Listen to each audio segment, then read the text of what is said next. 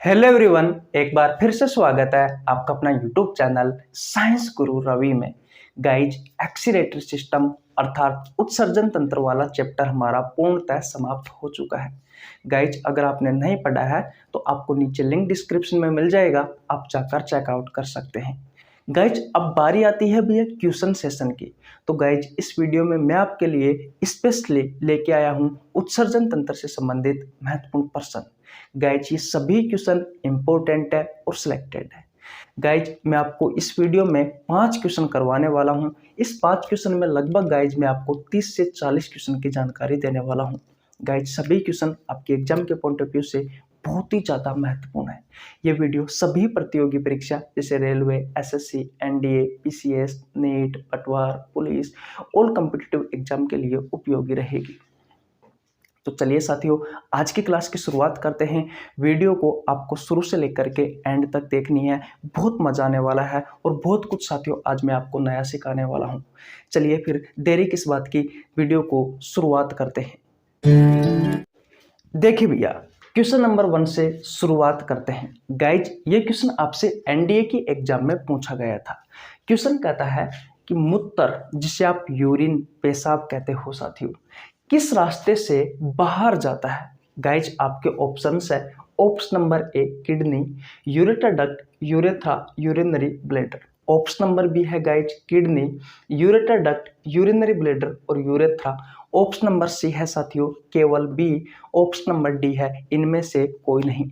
Guys, इस question का answer अगर आपको पता है तो आप कमेंट बॉक्स में बता सकते हो। गाइज, मैं आपको बता दूं, इस क्वेश्चन का राइट आंसर होगा ऑप्शन नंबर सी केवल बी, यानी कि बेटा ये इसका राइट आंसर होगा ऑप्शन नंबर बी। ऑप्शन के हिसाब से ऑप्शन नंबर सी सही है, इसमें लिखा हुआ है केवल बी, यानी कि आपका ऑप्शन ये सही है। अब आप कहोगे हमें तो समझ में नहीं है, तो बेटा मैं किस लिए हूं। देखिए भैया, ये है आपकी किडनी, एक किडनी ये हो गई और एक किडनी ये हो गई। ये राइट किडनी है साथियों और ये है भैया लेफ्ट किडनी। गाइज, आपको पता है जो किडनी होती है बेटा, ये क्या है, किडनी। किडनी किडनी क्या करती है भैया, यूरिन का निर्माण करती है, जिसे आप मूत्र या पेशाब कहते हो। यूरिन का फॉर्मेशन यानी कि निर्माण करती है। इतनी बात क्लियर, आप सभी को पता है किडनी क्या करती है, ब्लड को फिल्टर करती है और किसका निर्माण करती है, यूरिन का निर्माण करती है। यानी कि किडनी में यूरिन का निर्माण हुआ। इतनी बात क्लियर है। फिर साथियों यहां से दो नली, इस तरीके से दो डक्ट जुड़ी हुई होती है आपकी किडनी से, कुछ इस तरीके से। इन नलियों को यानी कि इन डक्ट को कहा जाता है यूरेटर डक्ट। क्या कहा जाता है भैया, यूरेटर डक्ट। हिंदी में कहा जाता है मूत्र वाहिका। और गाइज, इस मूत्र वाहिका की लंबाई होती है 25 सेंटीमीटर। ये भी आपको ध्यान रखना है। ओके बेटा, ये मूत्र वाहिका यानी कि ये यूरेटर डक्ट किससे जुड़ी हुई होती है, यूरिनरी ब्लैडर से जुड़ी हुई होती है। किससे जुड़ी हुई होती है बेटा, इससे, यूरिनरी ब्लैडर से, यूरिनरी ब्लैडर से। इसे हिंदी में कहा जाता है मूत्राशय। क्या कहा जाता है बेटा, मूत्राशय कहा जाता है। अभी आपको सब समझ में आ जाएगा, 2 मिनट रुकिए। मूत्राशय कहा जाता है, ठीक है। और फिर साथियों ये मूत्राशय खुलता है भैया यूरेथ्रा में, यानी कि मूत्र मार्ग से जुड़ा हुआ होता है। अब समझिए, सबसे पहले किडनी में बेटा यूरिन का फॉर्मेशन हुआ, यानी कि मूत्र का निर्माण हुआ। इतनी बात क्लियर है। फिर ये बेटा यूरिन आया भैया किसमें, यूरेटर डक्ट में, मूत्र वाहिका में, जिसकी लंबाई होती है 25 सेंटीमीटर। और बेटा ये यूरिन को कहाँ लेके जाता है, इस यूरिनरी ब्लैडर में, इस मूत्राशय में लेकर के जाता है। और बेटा जो मूत्राशय होता है, इसमें मैं आपको बता दूं, जो मेल होता है, इस मेल में तो लगभग 800 ml मूत्र एक्ट्रेट कर सकता है। कौन, मेल का मूत्राशय, मेल का यूरिनरी ब्लैडर। और जो फीमेल होती है बेटा, इस फीमेल का जो यूरिनरी ब्लैडर होता है वो 500 ml मूत्र एकत्रित कर सकता है अपने यूरिनरी ब्लैडर में, यानी कि मेल 800 ml और फीमेल 500 ml। इतनी कहानी समझ में आ गई। लेकिन बेटा जैसे ही 150 से 200 ml इसमें मूत्र इकट्ठा हुआ और भैया हमें ऐसा महसूस होता है कि अब इस यूरिन को, इस मूत्र को, इस पेशाब को शरीर से बाहर निकालना चाहिए। इतनी बात क्लियर है बेटा। कुछ समय के लिए यूरिन इसमें ठहरता है, उसके बाद में ये जो यूरेथ्रा होता है, जो मूत्र मार्ग होता है, इसकी सहायता से शरीर से बाहर निकल जाता है। और यूरेथ्रा की जो लंबाई होती है बेटा वो मेल में कितनी होती है? मेल में होती है 10 से 12 सेंटीमीटर, और जो फीमेल होती है इस फीमेल में होता है भैया 2.5 सेंटीमीटर। आप 10 सेंटीमीटर लिख सकते हो, 10 सेंटीमीटर, और फीमेल में 2.5 सेंटीमीटर। बोलो बेटा। तो सबसे पहले किडनी में यूरिन का निर्माण हुआ, किडनी से यूरेटर डक्ट की सहायता से यूरिनरी ब्लैडर के पास पहुंचा। कौन? यूरिन। यूरिनरी ब्लैडर में कुछ समय के लिए यूरिन ठहरता है और फिर यूरेथ्रा यानी कि मूत्र मार्ग की सहायता से शरीर से बाहर निकल जाता है। और क्या क्वेश्चन पूछा जा सकता है? यूरेटर डक्ट 25 सेंटीमीटर लंबी होती है, और जो यूरिनरी ब्लैडर है बेटा मेल में इस मूत्राशय में, मेल का जो मूत्राशय होता है, जो यूरिनरी ब्लैडर होता है उसमें 800 ml यूरिन स्टोर कर सकते हैं, हम मूत्र स्टोर कर सकते हैं। और जो फीमेल का होता है उसमें सिर्फ 500 ml एकत्रित कर सकते हैं यूरिन को।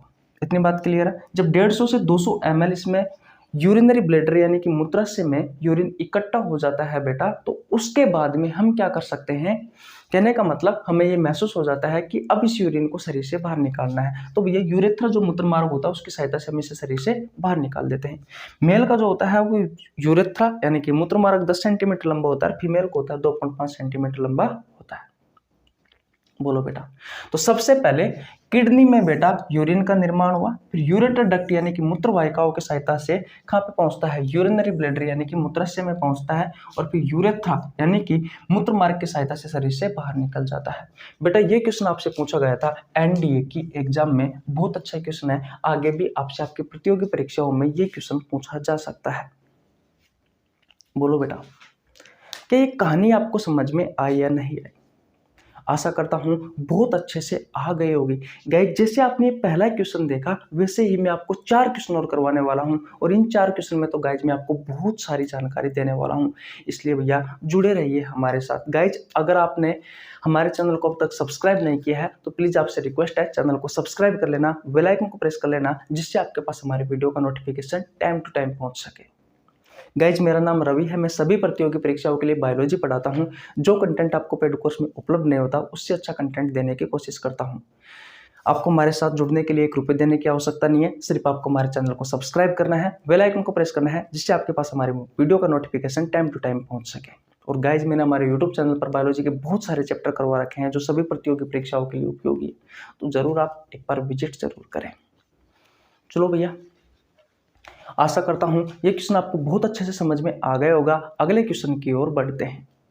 स्क्रीनशॉट नहीं लिया अगर किसी भाई ने तो स्क्रीनशॉट ले सकता है। ले लिया बेटा? ओके। देखिए भैया अब बात करते हैं क्वेश्चन नंबर 2 की। गाइज इस क्वेश्चन में मैं आपको जो जानकारी देने वाला हूं वो बेटा आपसे रेलवे में भी पूछी गई है, एसएससी में भी पूछी गई है, और भी बहुत सारी प्रतियोगी परीक्षाओं में भी पूछी गई है। देखिए बेटा क्वेश्चन नंबर 2 है कि बिच्छू व मकड़ी निम्न में से किसका उत्सर्जन करती है?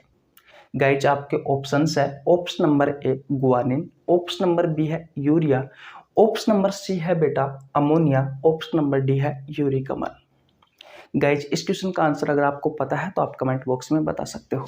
देखिए गाइज इस क्वेश्चन का राइट आंसर होगा ऑप्शन नंबर ए गुआनिन। अब इस क्वेश्चन से संबंधित गाइज मैं आपको कुछ जानकारी देने वाला हूं, जहां से आपके प्रतियोगी परीक्षाओं में बहुत सारे क्वेश्चन पूछे जाते हैं और बहुत सारे क्वेश्चन अब आपको क्लियर होने वाले हैं। देखिए जो उत्सर्जी पदार्थ होते हैं गाइज, इन उत्सर्जी पदार्थों के आधार पर जो सजीव होते हैं बेटा, इन सजीवों को 4 भागों में बांटा गया है। कितने भागों में बांटा गया है बेटा? 4 भागों में बांटा गया है। नंबर 1 पर आता है बेटा अमोनोटेलिक। अमोनोटेलिक जीव। ये ऐसे जीव होते हैं बेटा जो उत्सर्जी पदार्थों में सबसे ज्यादा किसका उत्सर्जन करते हैं? सबसे ज्यादा अमोनिया का उत्सर्जन करते हैं। और कौन कौन से जीव है? अगर हम एग्जाम्पल की बात करें बेटा तो जलीय जीव जो जल में रहते हैं, जैसे कि मछली। और बात करें बेटा तो उभयचर, और उभयचर में कौन आता है? मेंढक। तो ये दोनों किसके उदाहरण है बेटा? दोनों है भैया अमोनोटेलिक जीवों के उदाहरण है। पहली बात क्लियर हुई। ये सबसे ज्यादा उत्सर्जित पदार्थों में किसका उत्सर्जन कर रहे हैं? अमोनिया का। ओके, नंबर 2 पर बात करते हैं यूरियोटेलिक जीव। ये ऐसे जीव होते हैं बेटा जो उत्सर्जित पदार्थों में सबसे ज्यादा यूरिया का उत्सर्जन करते हैं। और इसमें कौन आता है? स्तनधारी।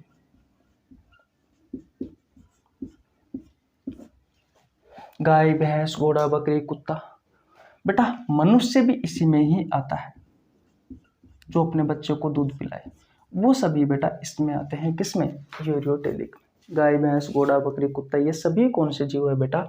यूरियोटेलिक जीव है। नंबर 3 पर बात करें बेटा, नंबर 3 पर आता है यूरिकोटेलिक जीव। यूरिकोटेलिक जीव जो उत्सर्जी पदार्थों में सबसे ज्यादा किसका उत्सर्जन करे? यूरिक अम्ल का। किसका बेटा? यूरिक अम्ल का। और इसके एग्जाम्पल है भैया सरीसृप जो रैंकर चलते हैं, जैसे कि सांप और भैया छिपकली।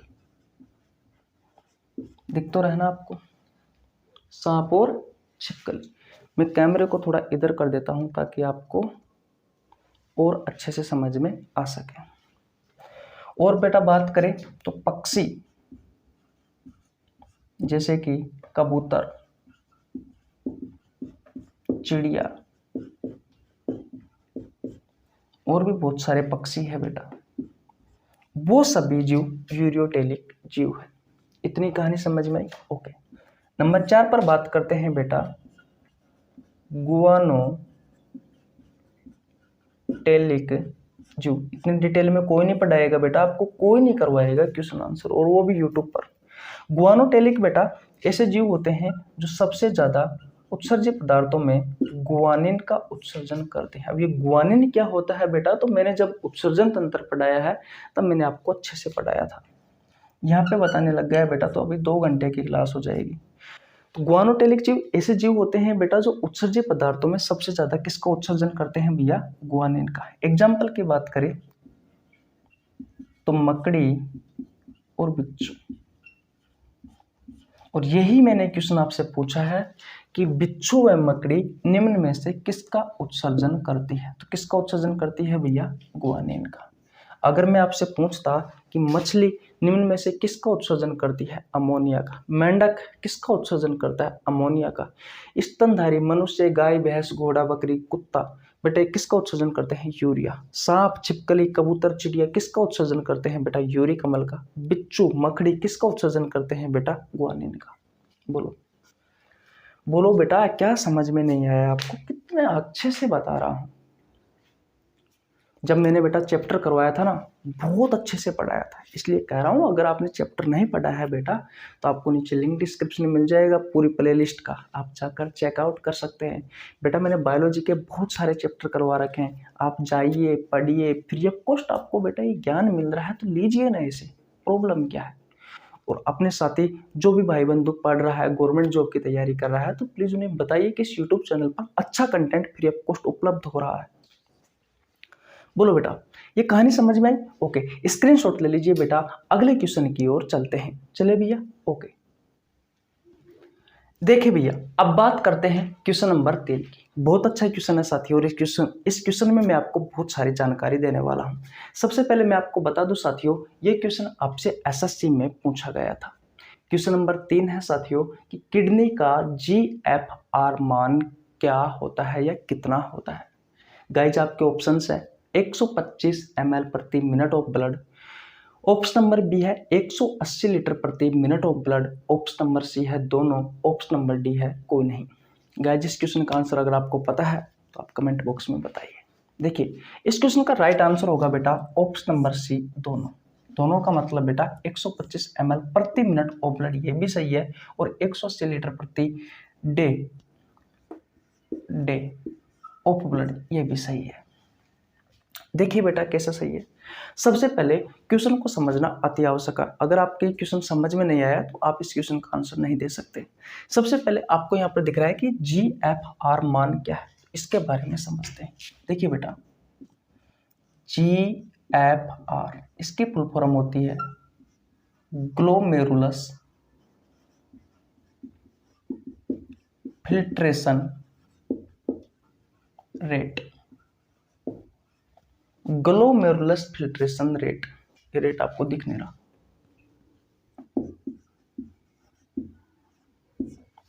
ग्लोमेरुलस फिल्ट्रेशन रेट GFR की फुल फॉर्म होती है बेटा। अब देखिए ये होता क्या है ग्लोमेरुलस फिल्ट्रेशन रेट। तो जो किडनी होता है ना बेटा, ये हमारे शरीर का मुख्य उत्सर्जी अंग है, इस बात को भी आप देख लीजिए। किडनी जो होता है बेटा ये हमारे शरीर का, ये क्वेश्चन भी आपसे आपके एग्जाम में पूछा जाता है, हमारे शरीर का मुख्य उत्सर्जी अंग है। एक क्वेश्चन ये भी हो गया आपका कि हमारे शरीर का मुख्य उत्सर्जी अंग कौन सा है, तो आप क्या कहोगे किडनी। और बेटा जो किडनी की सेल होती है ना, किडनी की सेल को नाम क्या है, तो भैया नेफ्रॉन है। ये किडनी की इकाई भी है, ये किडनी की सेल भी है, यानी कि किडनी की कोशिका भी है, और किडनी की क्रियात्मक व संरचनात्मक इकाई भी है। क्या आपने नेफ्रॉन की संरचना पढ़ी है? गाइस नेफ्रॉन की संरचना में मैंने आपको बताया था कि कुछ इस तरीके से एक सी आकार का या फिर एक कप के समान एक संरचना होती है, जिसे कहा जाता है Bowman's capsule. Bowman's capsule Hindi में कहा जाता है बोमेन का संपुट। अब मैं सारे तो साथियों नेफ्रॉन की संरचना यहाँ पर नहीं करवा सकता। बेटे सी आकार का या फिर कप के समान जो आपको संरचना दिखाई दे रही है, इसमें लगे होते हैं गाइज नेचुरली फिल्टर, आर्टिफिशियल नहीं है, नेचुरल फिल्टर लगे हुए होते हैं। और ये फिल्टर क्या करते हैं बेटा, इन फिल्टरों का नाम होता है ग्लोमेरुलस फिल्टर, ग्लोमेरुलस फिल्टर। और ये ग्लोमेरुलस फिल्टर क्या करते हैं बेटा, ब्लड को फिल्टर करने का कार्य करते हैं। क्या करते हैं बेटा, ये भैया ब्लड को फिल्टर करते हैं, ब्लड को फिल्टर करते हैं भैया। उत्सर्जन तंत्र आप चैप्टर पढ़ लीजिए, वहां पे आपको बहुत अच्छे से समझ में आ जाएगा। अगर यहाँ आपको कम समझ में आ रहा है तो क्योंकि यहाँ पर भैया मैं रिवीजन करवा रहा हूँ। अब समझिए GFR क्या होता है, ग्लोमेरुलस फिल्ट्रेशन रेट।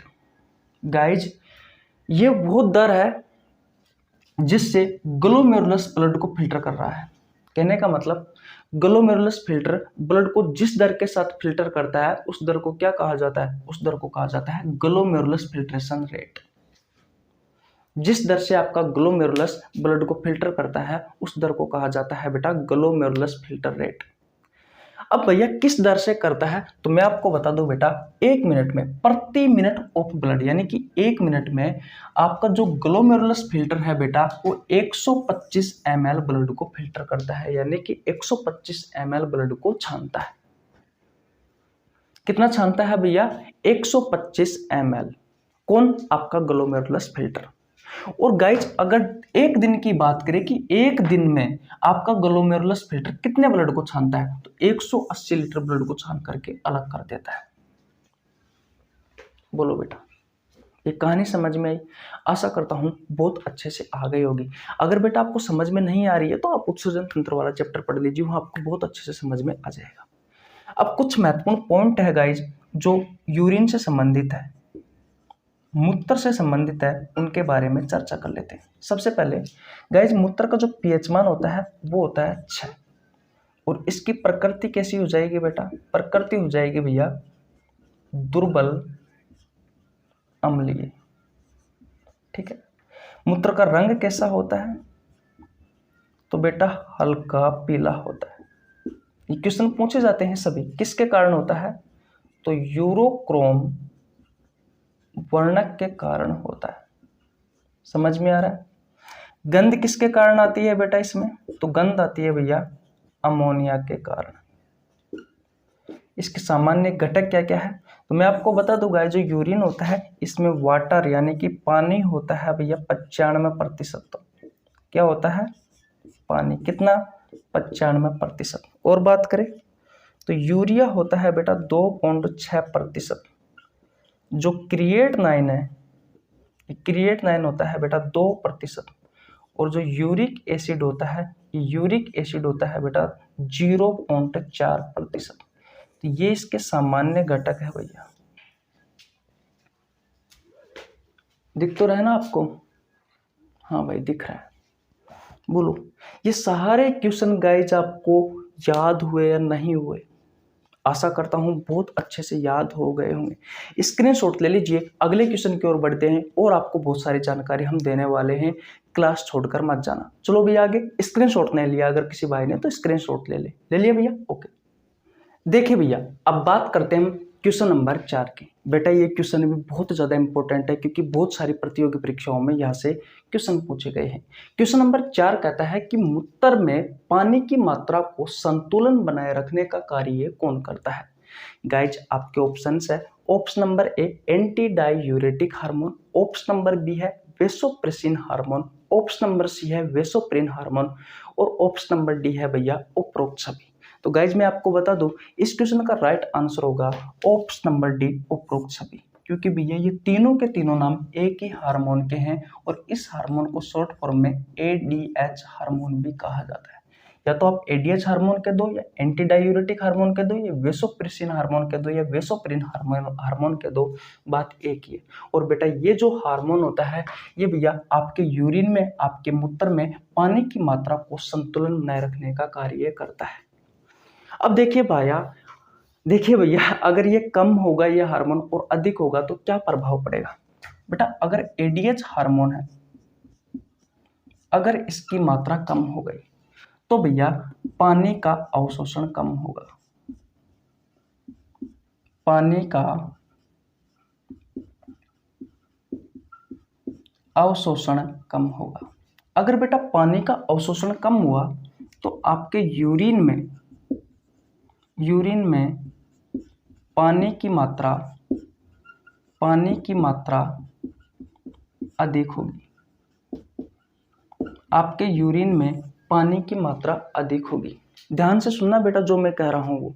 अगर बेटा यूरिन में पानी की मात्रा अधिक हुई तो कहने का मतलब बेटा आपके शरीर में पानी की कमी होगी। शरीर में पानी की कमी होगी। और बेटा शरीर में पानी की कमी अगर आपके शरीर में पानी की कमी है तो बेटा उस बीमारी को कहा जाता है निर्जलीकरण। आपकी बॉडी डिहाइड्रेट हो जाएगी। देखिए दोबारा सुनिए, एडीएच हार्मोन है, ये क्या करता है? आपके यूरिन में पानी की मात्रा को संतुलन बनाए रखने का कार्य करता है। अगर ये हार्मोन ज्यादा हुआ तो आपको बीमारी होगी, मैंने आपको पहले भी पढ़ाया है। और अगर ये हार्मोन बेटा कम हुआ तो भी आपको बीमारी होगी। यहाँ पर अगर एडीएच हार्मोन की कमी हुई तो मूत्र में पानी का अवशोषण कम होगा, यानी कि आपकी किडनी में पानी का अवशोषण कम होगा। और बेटा पानी का अवशोषण कम हुआ तो यूरिन में पानी की मात्रा अधिक होगी। इतनी बात क्लियर है कि नहीं है? और यूरिन में पानी की मात्रा अधिक होगी बेटा तो शरीर में पानी की कमी होगी। और शरीर में पानी की कमी को क्या कहा जाता है? निर्जलीकरण कहा जाता है। इतनी बात क्लियर है? ओके भैया, अब ये पानी का अवशोषण कहाँ होता है? तो आपकी किडनी में होता है। नेफ्रॉन की संरचना में मैंने आपको पढ़ाया था। अब देखिए दूसरी तरफ देखिए, अगर बेटा ये एडीएच हार्मोन है, अगर इसकी मात्रा अधिक हो गई तो क्या होगा? पानी का अवशोषण अधिक होगा। पानी का अवशोषण अधिक होगा। अधिक का मतलब है गाजी तीर का निशान ऊपर है तो अधिक होगा और नीचे है तो कम होगा। एडीएच हार्मोन की अधिकता हुई तो पानी का अवशोषण अधिक होगा। तो इसका मतलब सीधा सा यह है कि आपके मूत्र में, आपके यूरिन में पानी की कमी होगी।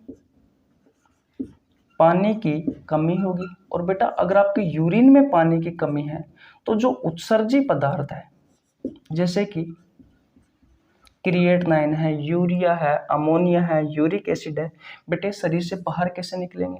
ये शरीर से बाहर नहीं निकलेंगे तो बेटा आपको बीमारियां हो जाएगी, जैसे कि आपका लीवर डैमेज हो सकता है, किडनी फेल हो सकती है, बीपी हाई हो सकता है। इस प्रकार की बीमारी आपको देखने को मिलती है। तो बोलो बेटा ये क्वेश्चन आपको समझ में आया या नहीं आया? स्क्रीनशॉट नहीं लिया है तो स्क्रीनशॉट ले लीजिए, एक बार और रिवीजन करवा देते हैं। देखिए क्वेश्चन नंबर 4 कह रहा है बेटा कि मूत्र में पानी की मात्रा को संतुलन में रखने का कार्य कौन करता है? तो भैया एंटी डायूरेटिक हार्मोन कह दीजिए, या एडीएच हार्मोन कह दीजिए, या वेसोप्रेसिन हार्मोन कह दीजिए, या वेसोप्रिन हार्मोन कह दीजिए। सारे के सारे ही एक ही नाम है, एक के ही नाम है। मैंने कहा बेटा कि जब भी हार्मोन कम होता है या हार्मोन अधिक होता है तो क्या होता है? बीमारियां होती है। अगर एडीएच हार्मोन की कमी हुई बेटा तो पानी का अवशोषण कम होगा किडनी में। और बेटा अगर किडनी पानी का अवशोषण कम करेगी तो क्या होगा? यूरिन में पानी की मात्रा अधिक हो जाएगी। और अगर यूरिन में, मूत्र में पानी की मात्रा अधिक हो गई तो उसका मतलब यह है कि शरीर में पानी की कमी है।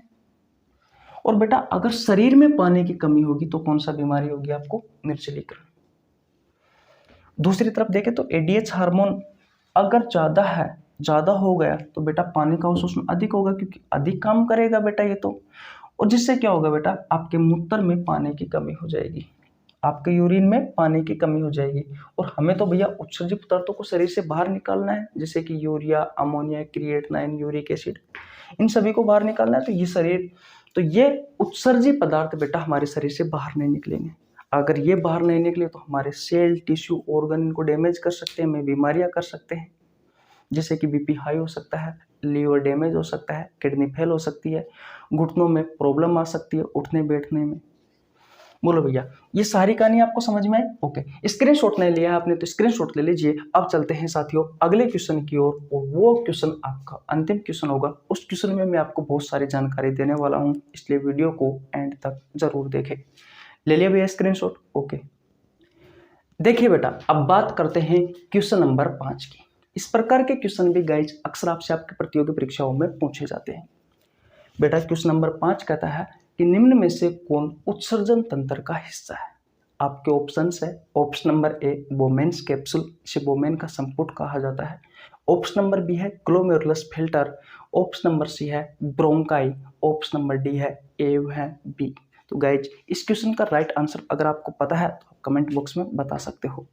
फिलहाल मैं बता देता हूं, इस क्वेश्चन का राइट आंसर होगा ऑप्शन नंबर डी ए है बी। कहने का मतलब बेटा उत्सर्जन तंत्र का हिस्सा क्या क्या है? बोमेन्स कैप्सूल है और ग्लोमेरुलस फिल्टर है। आपसे क्वेश्चन पूछा जाता है कि ग्लोमेरुलस फिल्टर किस तंत्र का हिस्सा है या फिर किस अंग का हिस्सा है। अंग पूछे तो बता देना किडनी का है, किस सेल का हिस्सा है तो बता देना नेफ्रॉन का है, तंत्र पूछे तो बता देना बेटा उत्सर्जन तंत्र का है। वैसे ही बोमेन कैप्सूल, बोमेन का संपुट, ये भी बेटा उत्सर्जन तंत्र का हिस्सा है। नेफ्रॉन की संरचना आपने पढ़ी है तो बेटा उसमें आएगा। ब्रोंकाई की बात करें बेटा तो ये श्वसन तंत्र का हिस्सा है, श्वसन तंत्र का हिस्सा है। बेटा जब भी हम ट्रेकिया का पहला विभाजन करते हैं तो वो होता है ब्रोंकाई, आपने पढ़ा हो तो।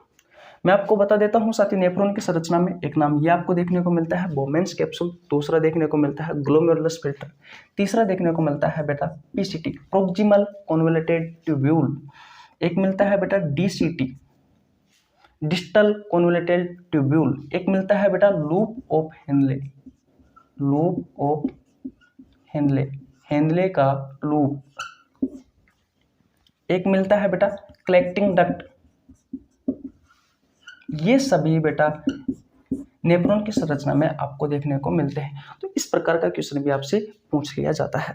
तो गाइज आज यहीं तक रखते हैं। कैसी लगी आपको वीडियो? अगर वीडियो अच्छी लगी हो तो वीडियो को लाइक कर दीजिए, चैनल पर नया तो चैनल को सब्सक्राइब कर लेना, बेल आइकन को प्रेस कर लेना, जिससे आपके पास हमारी वीडियो का नोटिफिकेशन टाइम टू टाइम पहुंच सके। और बात करें अगर आपको बेटा उत्सर्जन तंत्र के बारे में और जानना है और पढ़ना है तो मैं आपको बता दूं, मैंने उत्सर्जन तंत्र बेटा पूरा चैप्टर करवा रखा है, लगभग 4 क्लासों में समाप्त हुआ है। आपको नीचे लिंक डिस्क्रिप्शन में मिल जाएगा, आप जाकर चेकआउट कर सकते हैं। तो आज यहीं तक रखते हैं, मिलते हैं बेटा किसी नेक्स्ट वीडियो में। तब तक के लिए जय हिंद, जय भारत, राम राम।